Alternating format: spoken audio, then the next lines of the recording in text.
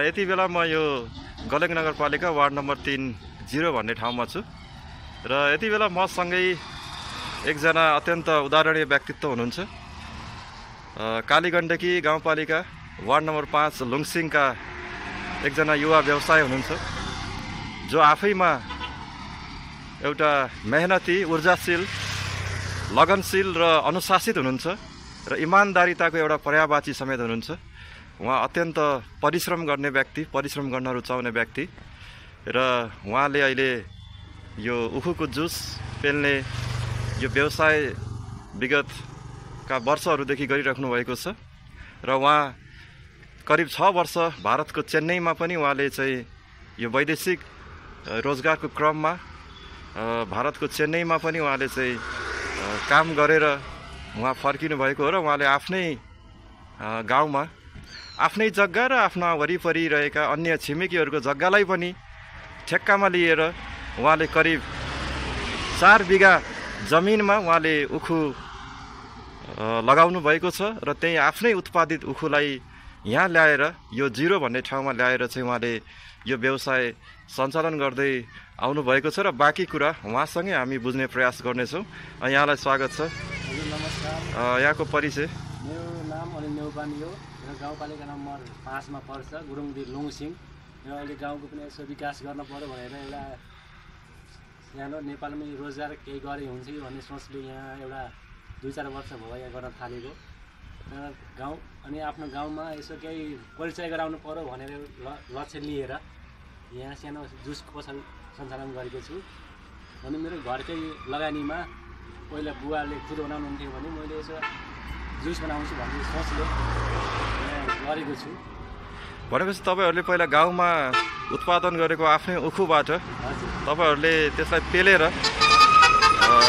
खुदो बनाउनुहुन्थ्यो, त्यसबाट पनि तपाईँहरूले आम्दानी प्राप्त गर्नुहुन्थ्यो। के कस्तो थियो त्यति बेलाको अवस्था खुदो बनाउँदा र अहिलेको यो जुस बनाउने क्रममा कसरी तपाईँ आइपुग्नु भयो? त्यसमा अब गहुँ मकै कोदो बेच्नुभन्दा खुदोबाट नै फाइदा थियो। गहुँ मकै बेच्यो भने 30-40 हजारभन्दा बढी पर्थेन भने, अनि खुदो बनाउने हो भने कम्तीमा पनि 2 देखि 2.5 लाखसम्म पार्न सकिन्थ्यो खुदोबाट। अनि त्यसलाई पनि अझै परिमार्जन गरेर जुसबाट अझै पनि फाइदा हुन्छ भन्ने सोचले अनि यो जुस सञ्चालन गरेको छु। अनि त्यसमा खुदोभन्दा यो 4 गुणा बढी फाइदा भएर मैले यो काम रोजेर सञ्चालन गरिरहेको छु। मैले तपाईँहरूले आफ्नै बारीमा तपाईँले उखु पनि उत्पादन गर्दै आउनुभएको छ र त्यही उखुलाई यहाँसम्म ल्याएर तपाईँले यो जुस व्यवसाय सञ्चालन गरिराख्दाखेरि आम्दानी के कस्तो भइरहेको छ? तपाईँले सोचे अनुसार भएको छ कि छैन, अथवा के कस्तो छ यसको चाहिँ? आम्दानी त राम्रै छ। अब 1.5-2 लाख कहिले भएन जो भने पनि लाख रुपियाँ हुन्छ जो। अब अरू पेसा गर्नुभन्दा यो आफ्नै लगानीमा आफ्नै घरको कसैलाई उखु किन्न परेन, केही गर्न परेन। अनि त्यसो हुँदाखेरि राम्रै आम्दानी देखेर चाहिँ सञ्चालन। अहिले यसरी यो व्यवसाय गर्दै गर्दा अब आफ्नै घरमा 4-5 बिघा जमिनमा तपाईँले उखु उत्पादन गरेका छौँ भन्नुभएको छ। यसरी यो कामहरू गर्दै गर्दा परिश्रम त पक्कै पनि छ र एक्लै पनि यो सम्भव छैन र घर परिवारको के कस्तो सहयोग छ, कसरी म्यानेज गर्नुभएको छ, आफ्नो समयलाई कसरी व्यवस्थापन गर्न सक्नु भएको छ तपाईँले? घरमा बुवा आमा हुनुहुन्छ, अनि फ्यामिली हुनुहुन्छ। अनि बुवा आमाले बिहान ट्याक्क उखु खराएर ट्याक्क भारी बाँधिदिनुहुन्छ। अनि म त्यो बिहानको समयलाई सदुपयोग गरेर अनि बाख्रा 15-20वटा बाख्रा पनि पालेको छु। त्यस लगायत 4-5वटा भैँसी पनि छन्। त्यसलाई खुवाउनको लागि म घाँस काट्न भनेर घाँस काट्न गएको छ।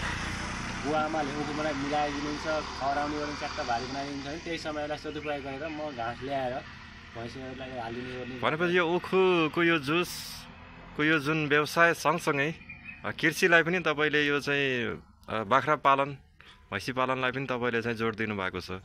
भनेपछि परिश्रम त धेरै गर्नुभएको रहेछ, तपाईँले चाहिँ धेरै मेहनत रहेछ। होइन, मिहिनेत गर्न मनै लाएर हो म त्यस्तो गरेको। अब गर्नै पर्छ। नेपालमा एउटा व्यवसाय गरेर त्यसबाट धान्नै गाह्रो छ, खर्च ठुलो छ होइन। त्यसमा लगायत यो जुस भन्ने फेरि गर्मी सिजनमा हो, जाडोमा खासै त्यति बिग्दैन।